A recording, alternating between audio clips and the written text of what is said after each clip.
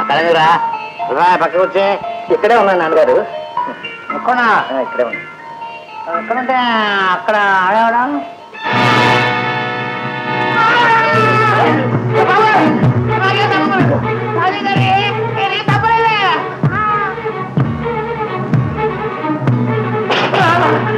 నాకేం తెలియదు.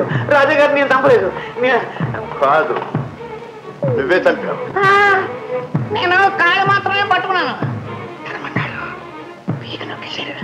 సత్యంగాడు నోరుకి చంపేశాడు. అది ఎక్కడ దాచాడు?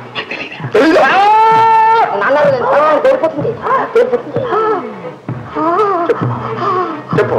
చెప్పబోతే నువ్వు తప్పుతావు, చెప్తే వాడు చంపేస్తారు. నాకు ఎలాగా చంపు తప్పదు. వాడు నిన్ను చంపదు, నేను హామీ ఇస్తున్నాను. నేను చెప్పానని వాళ్ళకి చెప్పవు కదా? చెప్పు. చెప్తా కదా.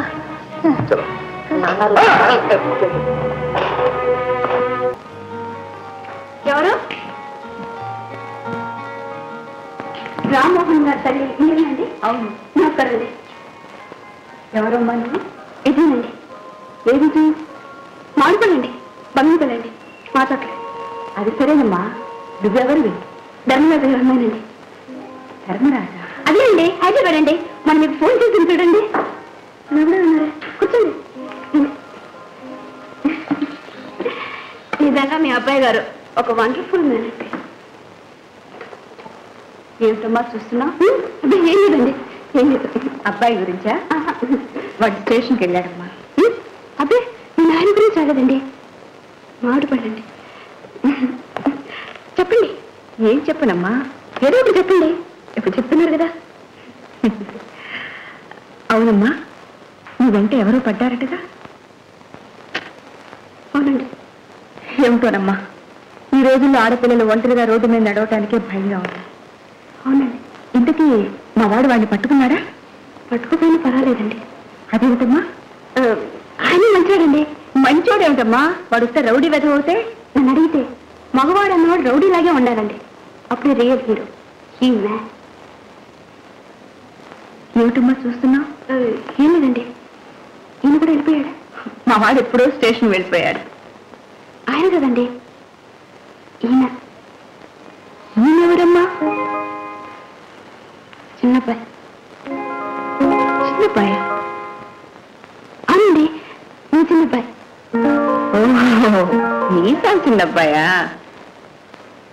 మీ చిన్నబ్బాయికి అంత పెద్ద మీసాలు ఎక్కడ ఉన్నాయండి? మా చిన్నబ్బాయి కాదమ్మా, మీసాలు చిన్నబ్బాయి.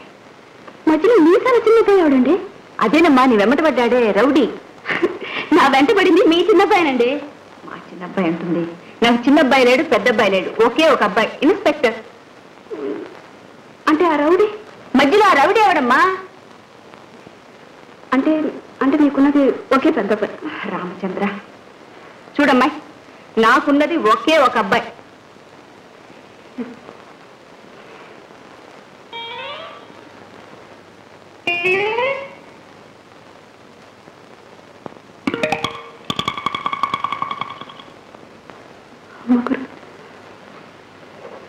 వస్తానండి.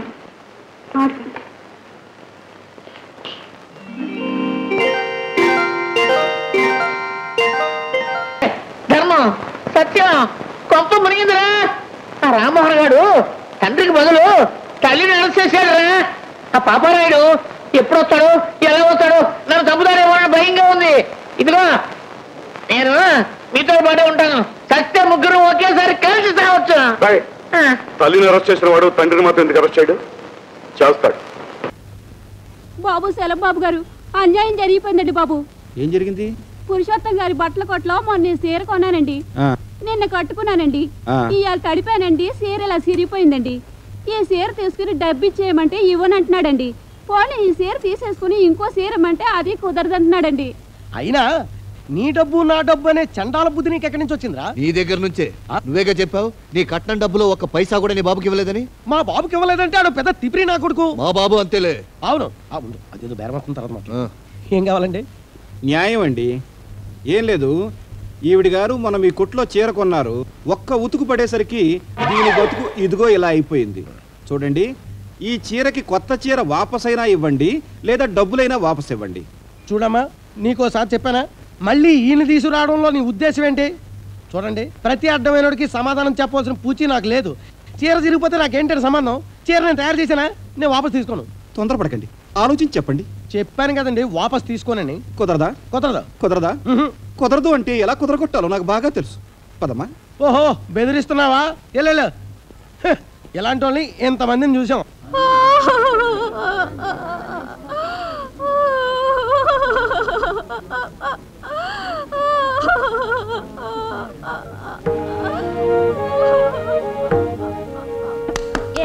అమ్మా తల్లి, చీర కొనడానికి పెడుతున్నారా? ఈ కొట్లో కొనండి తల్లి, కొనండి. కొనబోయే ముందు ఒక్కసారి ఆ సీతమ్మ వారిని చూడండి తల్లి. ఇదే కొట్లో అదే సీతమ్మ వారు, ఇదే చీర మొన్న కొంది. ఇదిగో బిల్లు. ఒకే ఒక ఉతుకు తెల్లారేసరికి దీని బతుకు ఇలా అయిపోయింది. ఇది చూసిన తర్వాత కూడా కొంటారా? అమ్మో, ఈ కొట్లో మేం కొనం బాబు. గోయిందో గోయిందా. పెద్ద బేరం పోయింది. అమ్మా తల్లి, ఇటు దయచేయండి. చీర కొనడానికి పెడుతున్నారా అమ్మా? ఈ కొట్లోనేనా? మీ ఆయనతో చెప్పొచ్చారా? ఏం లేదు, పాపం ఆ మహాతల్లి మొగుడుతో చెప్పకుండా ఈ కొట్లోనే ఈ చీర కొంది. ఒకే ఉతుకు, దాని బతుకు ఎలాగైంది, ఆవిడ బతుకు అలాగైంది. మరి మీ బతుకులు ఏమవుతాయో తల్లో. గోయిందో అమ్మో, రెండో బేరం కూడా పోయింది. ఇలా అయితే షాప్కి ఎవరు రారు? దివాలా తీయాల్సిందే. ఆ చీర మార్చిచ్చేచ్చుగా. ఇచ్చేదా? ఈ డబ్బా షాపులో చీరలు ఆడపడుతున్నారా? మీరు ఈ పద్ధతిలో దెబ్బ కొడతారని తెలియక చీర వాపస్ ఇవ్వనాను. పొరపాటు అయిపోయింది. వేరే చీర ఇస్తాను, ఈ చీర ఇచ్చేయండి. అది ఈ టైప్? అవునండి. అమ్మే, అది వేరే టైప్ అండి. ఈ బుద్ధి ముందే ఉండుంటే 2 బేరాలు పోయిండే కాదు కదా. అవునండి. జాంగ్రీ, ఇంకెప్పుడు ఇలాంటి బుద్ధి తక్కువ పనులు చేయకు. అమ్మా అయ్యా, సీతమ్మ తల్లి రా, వాడు వేరే చేరిస్తానంటున్నాడు, అది తీసుకెళ్ళు. అలాగేనండి బాబు. ఇక్కడే ఉతికి తీసుకెళ్ళు. అలాగే. పిన్ని గారు. ఎవరు? నమస్కారం. నా పేరు మీనాక్షి. ఈ కాలనీ కొత్తగా వచ్చాం. లోపలికి రండి. మీరు ఇంటి ఇల్లల్లా ఉన్నారు. ఈ అమ్మాయి మీ ఇంటి పని మనిషిలా ఉంది. ఈయనెవరు? మీ టప్పంగుత్తా? ఏంటి టప్పంగుత్తా? అవును. టప్పంగుత్తు లేదు, తాళం గుత్తు లేదు. నేను ఆవిడకి మొగుణ్ణి. ఇల్లన్నాక కప్పు ఉంటుంది, ఇల్లన్నాక మొగుడు ఉంటాడు. పెద్ద గొప్ప ఏంటి? ఇదేవతరా బాబు, పెద్ద టప్పంగుత్తులా ఉంది. లోపలికి రండి. పిన్ని గారు, ఓసారి మీ దువ్వాని ఇస్తారా? తలదూకనిచ్చేస్తాను. ఏ, మీ ఇంట్లో దువ్వెన లేదా? ఉంది, కానీ దాని పళ్ళు. ఇదిగో. ఏమండి, దీపిక వచ్చింది. దీపిక ఎవరు? మా పెద్దమ్మాయి అత్తారింటి నుంచి వస్తుంది. దీపిక. అమ్మా. దీపిక. అమ్మా. నా తల్లి, ఇదేంటి ఒక ఉత్తర ముక్కైనా రాయకుండా అమాంతంగా ఇలా వచ్చేసా? నాళ్ళైందమ్మా నిన్ను చూసి. పాపం, చాలా కాలం తర్వాత పుట్టింటికి వచ్చినట్టుంది. అవును పాపం, ఆవిడ గారి సంవత్సరానికి 2 సార్లు పుట్టింటికి వస్తుంది. కాకపోతే వచ్చినప్పుడల్లా 6 నెలలు మకాం వేసేస్తుంది. అలా చూస్తూ నిలబడతావంటే పెట్టి లోపలికి తీసుకెళ్ళు. ఏమ్మా, అల్లుడు గారు పిల్లలు కులాసగా ఉన్నారా? అంతా బాగానే ఉన్నారు, కానీ తమ్ముడికి ఏదైనా సంబంధం కుదిరిందా? కుదిరింది. దుర్గ సముద్ర సంబంధం. అయితే నీ పెళ్ళాక వెళ్ళొచ్చు అనమాట. ఈవిడెవరమ్మా? ఎదురింట్లో కొత్తగా వచ్చాం. ఏమండి, మరి దువ్వనా? మా దువ్వెన కూడా పళ్ళిరిగిపోయాయమ్మా. మీనాక్షి, మీనాక్షి. హనీ, నేను ఇక్కడ ఉన్నాను. అయినా మా టపాగుత్తి. నువ్వు పదవే లోపలికి. అరువు కేసు. ఏమండి, వాళ్ళ ఇంట్లో దువ్వెన లేదంట. అలా వెళ్ళి వాళ్ళ ఇంట్లో దువ్వెన, వీళ్ళింట్లో పౌడరు, వాళ్ళ ఇంట్లో నూనె అన్ని పట్టుకొచ్చేస్తానే.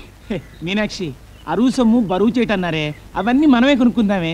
నా మాట వినవే. టపాంగుత్తి.